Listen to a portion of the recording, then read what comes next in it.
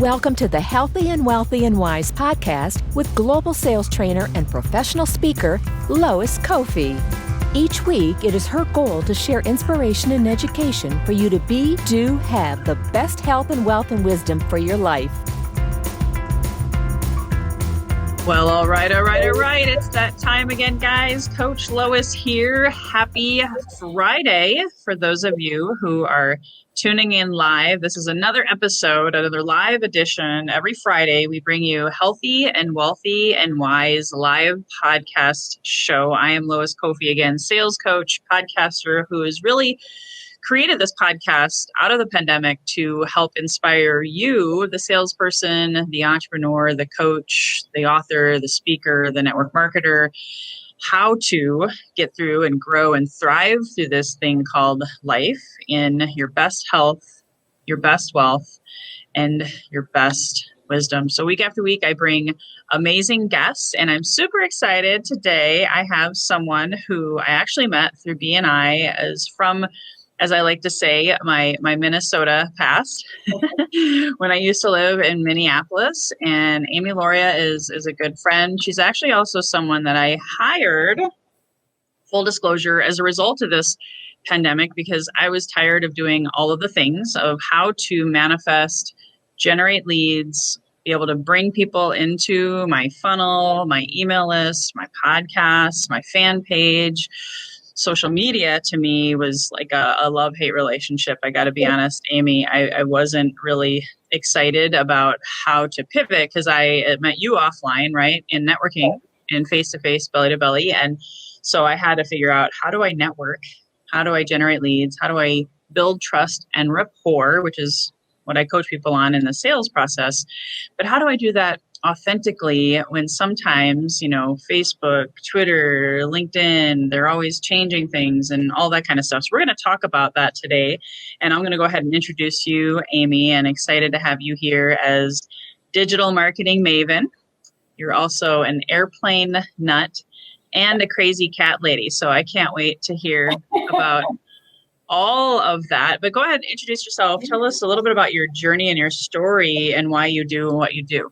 Sure. So I'm Amy Lauria. Thank you so much for having me on the podcast, Lois. I'm just excited. As Lois said, we've known each other for a long time, and I'm excited to be on, the podcast and this part of the journey. But I started doing social media, digital marketing, website design in 2005, 2006, and I kind of fell into it.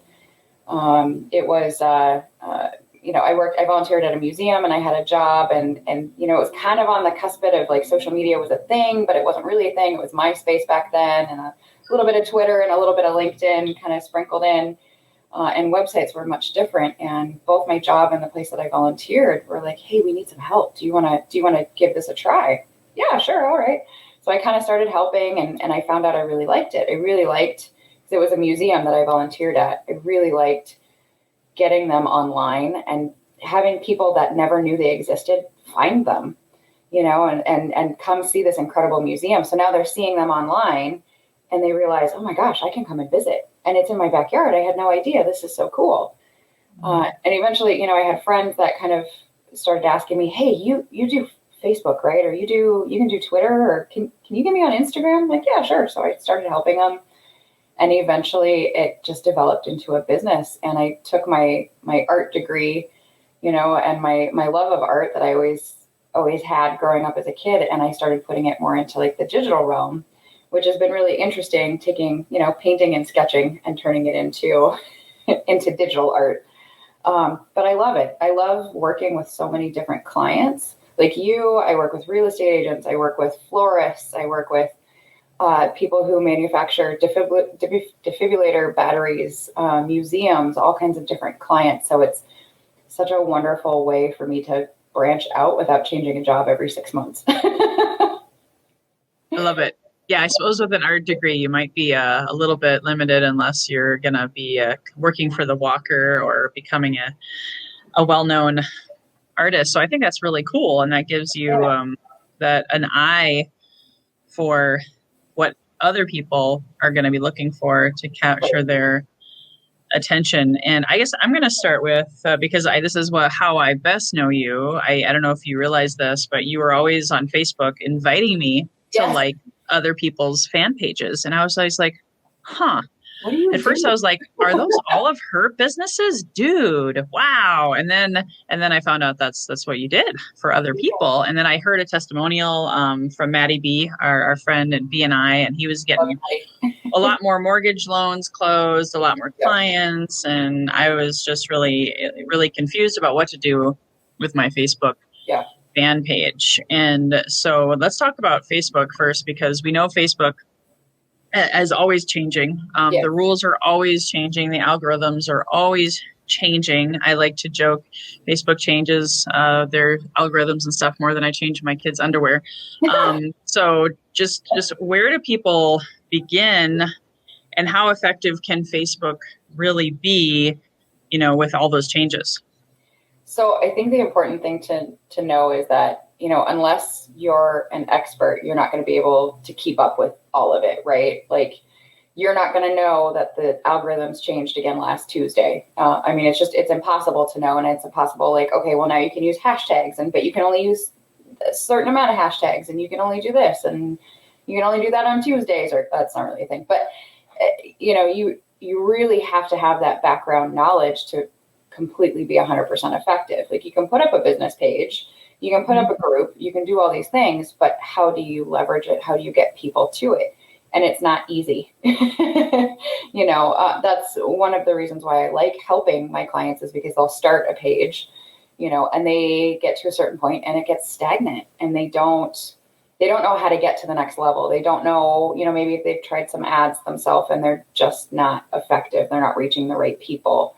And that's another thing that changed recently too, like the whole Apple thing with ads. It's changed how we're going to advertise on Facebook and just across the board. So keeping up with it is really important. But as a business owner, you have 101 different things you got to do anyway. So I highly recommend, if you can, get some help, whether it's a virtual assistant, whether it's somebody like me who has a digital marketing agency, get some help from somebody who does it all the time, so that you can get the most out of your page.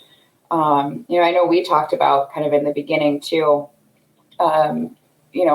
should you post to your business page, or should you post to a group? Should you post to your personal page? And yes, the answer is yes, you should do it all, but there's kind of an order. You want to post to your business page, and then you post to the group from there, and then you post from your business page and you share to your personal page.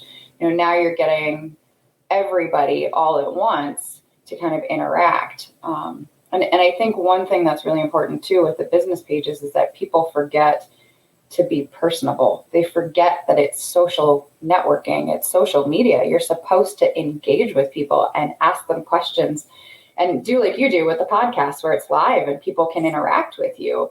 That's the whole point of social media. If you're only putting out products and saying, like my stuff, buy my things, nobody's going to interact with you, because it's not authentic, and it's not the real you, and it's not what they want to see.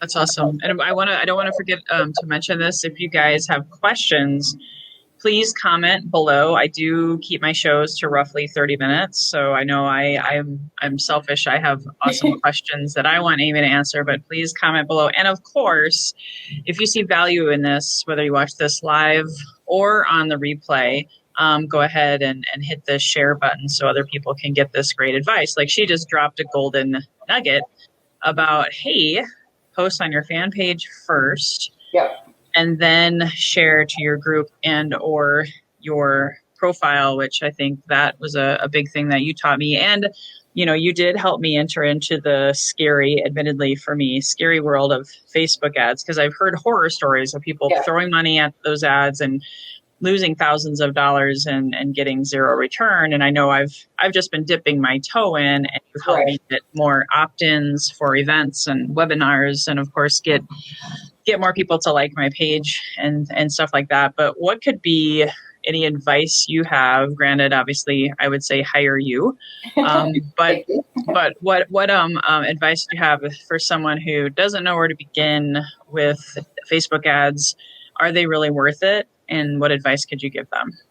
They absolutely, they can be worth it. But I always start my clients small. I mean, you and I know, or we Yep. start at $25, $30, $50. Don't start with $200, $300, $500 and expect that you're going to get everything that you need out of that ad. You have no idea if you've hit the right market or not. You have no idea if you've hit the right graphic or not, or the right verbiage. And all of that is super important when you're putting together an ad. You can't just, it's not the same thing as putting something out there and going, okay, well, I'm good and everybody's going to show up. That's not how it works.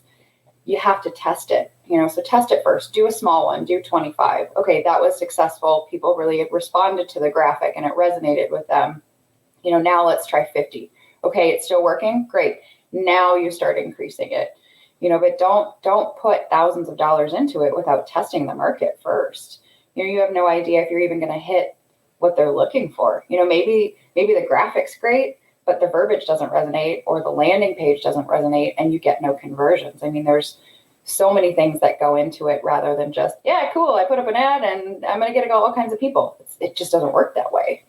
Yeah, it's like training for a marathon. You gotta walk maybe before you run, and it's just like, guys, don't do it yourself on social media. I see so many people doing that. It's almost like you're not an auto mechanic, right? Would you fix your own car?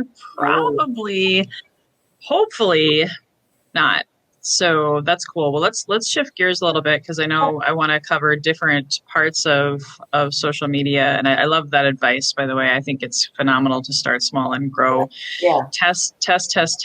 So me, I'm a huge fan, and I coach on email list building and email marketing. Why and how? Why should people do it, and how do you help people with email marketing? So I think people need to look at their digital marketing strategy as a more holistic approach, like healthy, wealthy, and wise, right? Like it's all the things together. And a lot of people go, well, I'm on Facebook, so it's good. Or I do email marketing, or I do a blog, or I do this. But you're not doing it all together. Maybe you've updated your website, but you're not doing anything else. And email marketing is an important piece of that pie. Because if social media goes away or something happens to that platform, you no longer have access to those people. They're gone. And I'm not saying that they're going to go away, but how do you keep them? How do you keep track of them? How do you keep in contact with them if something happens with Facebook? What if your profile gets hacked? I had a client, their profile got hacked and they didn't have access to any of it anymore. So always have a backup plan. And email is a great way to take what you're doing online and get in their inbox now. Now you're in their inbox. Now you can, reiterate the same message that you've been talking about on Facebook. You can have a more personal conversation with them. I know you send out a lot of great emails, and I know you've even talked about the importance of having an email list and why it's so important, because you need to have access to those people. What if you want to what if your relationship is, beyond just selling a product and you need to have a personal connection with them? Mm-hmm. What if you need to call them? What if you have none of that information from Facebook or Twitter or Instagram? It's a great way to get to know people and a great way to, foster those relationships, but you want to have a holistic approach to it. And why you should look at hire somebody is because you can't do it all. It's really, really hard to keep up a social media campaign and then an email marketing campaign. And, oh, did I forget to do my blog this month? Yes, I did. Oh, man. Okay. It's been 3 months. I had no idea, and I think there's a pretty big misconception too, that it's not affordable. It's going to cost you thousands of dollars a month. And it's not always going to cost you, the entire farm. Like you can do it affordably. And there are, companies like mine where, okay, what's your budget? Okay, here's what we can do based on roughly around your budget. It may not be all the things, but let's start small and we can work up to it. We can work up to the blog and the SEO and the, email marketing and the social media, but maybe we're just going to start with the blog, or the email or whatever it is. So. Yeah, I love that. Yeah, it's so true because it's like you get overwhelmed. It's like going to a buffet and you're like, oh my God, this all looks so good. Where do I begin? And Yeah. And ironically, kind of fun. I started building my email list. That was my first focus before I really figured social media out. So I took a chunk of time and focused on email list building. Then I went into the social media space, and actually the reason I built my list first, guys, is because, like I have on the screen here right now, social media is not your CRM or email list. And again, CRM is a client relationship manager. Essentially, it's a leads database. It's your gold mine. It's your asset. It's your tomorrow money and your retirement money, to be honest. And we don't know, like you mentioned MySpace, I had to chuckle. I don't remember when my MySpace left my life, but it was probably like 2007, I'm guessing, or 2008 maybe. And so I wish now I could go back and try to reconnect with all those people and see if I can add them to my list, but I can't because my account is no longer. And I've seen so many people's accounts hacked and shut down. And you mentioned something else in there that I want to touch on is the blog, because I think I've gotten back into blogging also because of the need to be seen, be heard, and to be paid through online mechanisms like what you're doing. Why should people blog in your opinion, and how do you help people with that? Well, it's another way. So again, it's back to the holistic approach, right? But it's another way for people to get to know who you are and understand that you're an expert in your field. It's a chance for you, because let's be honest, with social media, you get like three sentences and you get a picture or a short video and then people are gone, right? Unless they're really interested in what's going on or they're emotionally invested. But by putting that blog on social media and sharing it in your email marketing, now you get to expand on it. Now you get to really show them what an expert you are on. Let's say you're a real estate agent and you're talking about the housing market. Go into detail, show them the level of expertise that you really have so that you can build trust with them. Not only are they going to maybe share your article because, oh, this was such a great article and I have my friend Jenny, she's been looking for a home and I need to share this with her. So now you're sharing information, but it builds more on that base and it helps you become a trusted expert in whatever it is that you do as a business owner. I have to admit my blog is a little behind a few months because I need help. I'm in the process of hiring and getting somebody to help me with my stuff because I'm working on everybody else's stuff. But when I do post, it's about social media. It's about digital marketing and the things you need to be looking at to really beef up your content and make, but I want to set myself apart as an expert. So that's really why you should blog. And on top of that, it really goes, or it really, really helps with your SEO. Now you're putting out regular content for Google. And as I like to call them, the Google gods, the Google machine. It really likes the SEO, and now you've got backlinks when you share it out. You've got, information coming in, and it is that holistic approach again. Yeah, that's fantastic because it's cool to hear you be so transparent about even you feel behind in getting that stuff done. Awesome. When it comes to Twitter, talk to me about Twitter because that's an area where I'm not super well versed in. I'll be honest. I use LinkedIn and Facebook the most.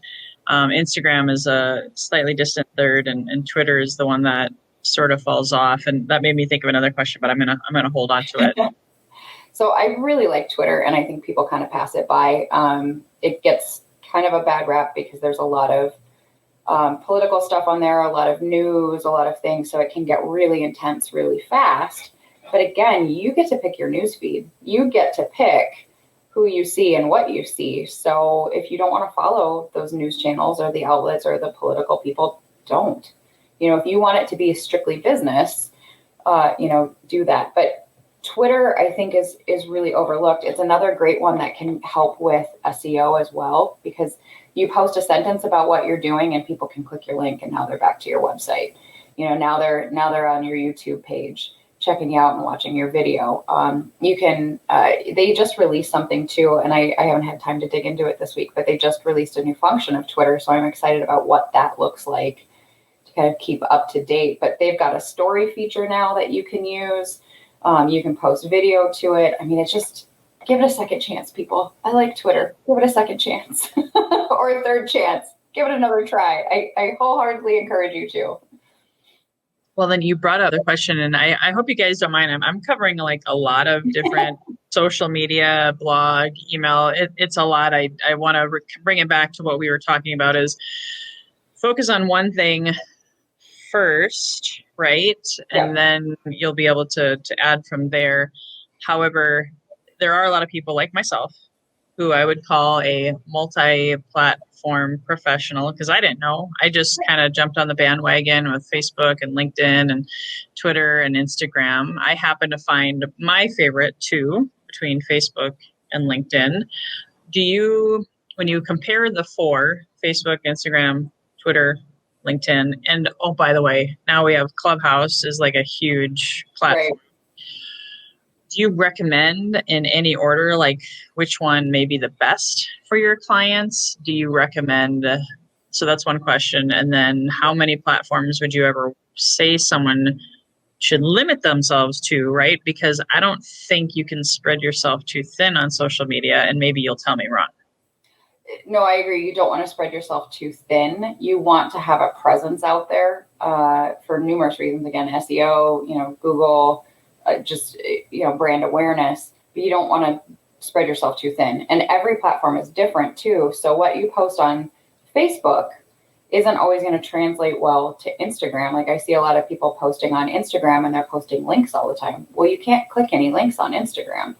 So if you're posting a link, it's just, people can't do anything with it. So you have to point them back to your bio, or you have to get to a certain threshold where you can have links in like your story, that kind of thing. So like if you're going to be on all the platforms, make sure you actually know how to use them. That being said, it really depends on where your customers are as to what platforms you should choose. If my customers aren't on Facebook, I mean, you can have a Facebook page, but maybe that's not the first one that you should go for. If your primary demographic, let's say, is on Instagram, well, then that should be the first place that you look, and that should be the first platform that you set up. Now, Facebook and Instagram are kind of intertwined, so probably get those two put up together. But then do some research. Are your clients on LinkedIn? If they're not, maybe that's not the right platform for you. Maybe they're on Twitter. Maybe a lot of your clients are on Clubhouse, or maybe they're on YouTube. Do some research and find out what your clients want, what they're looking for, and where they are. And that will help you determine what platforms to be on. Because I did the same thing, early on, when things were kind of rolling. Get on all the platforms. That's the strategy. Get on everything. You have to do it all right now. And then people kind of went, whoa, time out. This isn't working. Because it doesn't. You can't spread yourself too thin. No, I love that. And just my own experience, and this is why I hired you, Amy, is I was getting burnt out on doing both myself. And so I focus on LinkedIn now. Yep. Because you freed up my time on Facebook. Yeah. And so I've really found my happy place. And it took me, guys, probably a good year to feel really good and solid and confident, and then lead people to action off of those platforms and into my funnel or my email list. And then of course into a sales conversation from there. Well, and I think too, just real quick, people force themselves to be on a certain platform because they feel like they have to. And while you should, be on the big ones, Facebook, Instagram, LinkedIn, if you can. But if it doesn't feel right, like I worked with a person who she really had some reservations about Facebook. We got a page started. We posted like once a week to it just so that people would know she was still relevant, but she didn't want to post on Facebook. I said, well, where do you feel comfortable posting? And she said, Instagram. I said, great, let's do that. Do what feels comfortable and right for you, knowing that you might not see a ton of results, but you're also, it's not going to be right. And there's going to be resistance and it's not going to work, so do what feels comfortable. Well, and I'd love you to share. I know for me, I didn't have a Facebook group at the beginning of the pandemic, and I get a lot of these other concerns, we'll call them, from clients. Like even though they believe their ideal client is on Facebook, they don't want to use their personal profile as their quote unquote invitation to my business list. And now I had a paradigm shift last year. To be totally transparent, I don't consider my Facebook friends list now having to be everybody I ever went to high school with, college, everybody I ever met. That's how I saw Facebook when I first started. But now, to me, it's more about, hey, yeah, you're in my tribe and you're going to hear about my business pretty much all day, every day. Plus, you'll see me and the kids at the beach like last night, or, this, that, or the other. But talk about those people who are really scared to use their Facebook profile or even Instagram, because I see them both as more like pictures, fun, lifestyle, attraction through that way. But some people are really private and they just can't even fathom. What do you say to those people? How should they use their own personal profile, or should they just really separate that and just get a fan page or a group and try to keep them separate? So, I mean, with the way things are now on Facebook, you can really kind of separate it out, and you can join a lot of things as a business now. So you can join those groups as a business page. You can join, so you can kind of keep that going and get people there. But what it lacks is that personal connection, especially if you've got a larger business that, like mine is Spotlight Business Solutions, but I've really made it about me as the person serving you as the client, right? Like, so you get me. So it's my personality, that kind of thing. So what I would say about that is potentially think about doing 2 personal profiles. Same thing with Instagram. If you are not comfortable and you want to keep your private stuff private, keep it private. And then start a business page for Instagram specifically. And then start even a separate profile, a personal profile connected to your business page for your business contacts. And post business stuff on there. You want to, post some personal stuff because people need to get to know who you are. But now you can keep your kid's birthday party separate. You can still do the fun stuff like, oh, we tried out, this great new restaurant in Woodbury. Yay, cool. Whatever it is. You want to get a little personal with people, but you don't have to get super personal with them. And then you don't have to worry about it. I know it seems like a lot of work, but I have 2 profiles. I have one that is just for like family, family and friends. And then I have my one that I use all the time that is for everybody. So what they see is what they get. But if you're concerned about it, that's an option as well. Well, and you meant something I've heard some controversy about this. Some people say don't create 2 personal profiles or you could get shut down. Like, I don't know the rules behind that. Do you have any quick thoughts?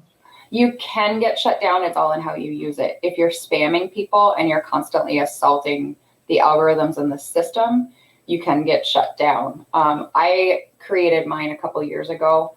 In the event that my main profile gets hacked or I get taken down, I still have access to all of my business stuff. It's with a separate email. I have my middle name in there, and it's also private, so people can't necessarily search for me. So it's all in how you use it. But before you do it, absolutely look into it to make sure that you don't get both profiles removed or revoked or whatever, because that can happen. Awesome. And of course, guys, build that email list. I'm just going to throw that out there one more time. 100%. Build that email list. So I know we're coming to the end here already. Gosh, time always flies, but I always want them to know that they can reach out to you. And you have a gift that I'm putting in the show notes. And can you explain to them what that free gift download is? Sure. So if you sign up for my email list, I am offering 30 days of social media marketing ideas for you. So it gives you Monday through Sunday, 30 days of ideas so that you don't have to think about what to post. So just my thank you for being on the show, and thank you to all of you. So I love it. I'm signing up. I love that. Yeah. And let me know how you like it. And try it out on Instagram or on LinkedIn. Awesome. And before I ask you my final question that I ask everyone, I just want to give you guys a couple of announcements and reminders. If you've been following me this past month, you've heard me say this almost every show, and I can't say it enough. Next week, you want to be here. Strategic Alliance Live. In fact, if you sign up today, there is a huge training tomorrow worth thousands of dollars, literally, that you can attend, and it'll prepare you for this massive online networking event on steroids. There's going to be education on how to do strategic alliance or joint ventures, business deals. How do you do it from a legal standpoint, but just how do you structure a collaboration? And that's really what life is all about. Together, everyone achieves more. I think I shared multiple times, but I'll remind you guys, the reason I'm so excited about this is I want to give back, because in January, I attended this same event, and the next month I doubled my income to multiple 5 figures because of the relationships, the education, and just the giving spirits of all of the high-level influencers that attend. There's going to probably be about 1,000 people there. So I'll drop the link again in the show notes, in the chat. If you're hearing this recording, the event is June 9th through 11th. So yes, you could sign up as late as June 9th or 10th if you really wanted to, and still get incredible value. It could, I do believe, change your life. And the whole goal is you go, they are guaranteeing that you make $100,000 in sales through strategic alliances in the next 12 months. So if that doesn't get your attention, I don't know what will.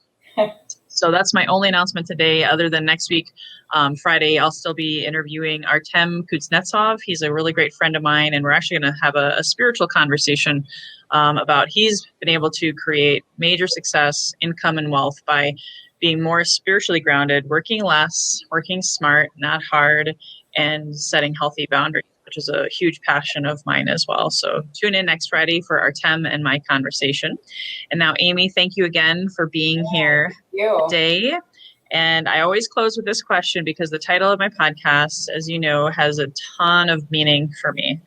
And when you hear the phrase healthy and wealthy and wise, Amy, what does it mean to you? I think, again, I'm going to talk again about the holistic approach. Like, it's making sure you've got everything balanced in your life and in your universe to make sure that you're where you need to be. You know, health is very important to me. I've struggled with that a lot in my life. And so making sure that I've got the balance there to just feel good and get through the day is important. And to me, wealth doesn't necessarily mean, you know, money wise, but just, you know, having the right people in my life and being able to share things with them and them share things with me. And then wise, obviously, just take a moment to breathe and think things through before you act. But I think it's a holistic approach again to life, and you got to balance it all. That's awesome. I love it. Well, thank you so much. Please share this episode, everyone. If you saw value, you know, your friends that are struggling with this whole social media thing. Where do I begin? What do I do first, second, third, or just how to focus? And of course, please take Amy up on her amazing gift. I'll drop it in the comments, in the show notes. And again, we appreciate you, our fans, our tribe, tuning in to Healthy and Wealthy and Wise. Until next time, as I always like to say, here's to your best health, your best wealth, and your best wisdom. Bye-bye for now, guys. Hey guys, thank you so much for listening to this episode. If you enjoyed this, please subscribe, refer a friend, and please drop me a rating or a review. If you do that, I'll reward you with a free 20-minute free coaching session on crafting your journey to your best self. Reach out to me at lois@loiskofi.com to claim your 20-minute slot. Until next time, be healthy, wealthy, and wise.